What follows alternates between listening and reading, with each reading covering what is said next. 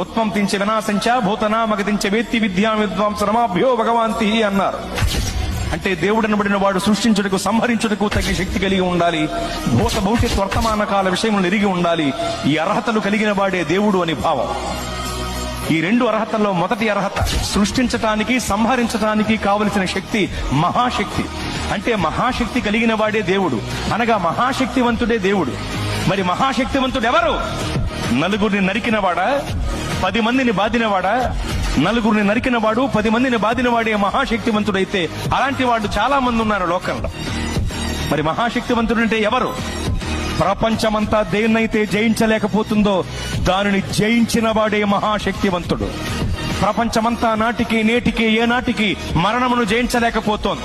మరణమనే మహమ్మారి మర్యాద లేనిదై మానవ జాతిపై విరుచుకుబడి మరణ మృదంగాన్ని మ్రోగిస్తూ విజయ వికటట్టహాసం చేసి వెర్రవీగుతుంటే మరణమనే మహమ్మారి యొక్క పీచమణిచి దాని ముళ్ళు విరిచి మరణమును జయించి తిరిగి లేచిన మహాశక్తివంతుడు యేసు ప్రభువు వారు మాత్రమే. ఓ మరణమా నీ ముళ్ళు ఎక్కడ, నీ విజయం ఎక్కడ? నీ ప్రభువు అడిగితే మృత్యువుకు ముచ్చెమటలు పట్టాయి.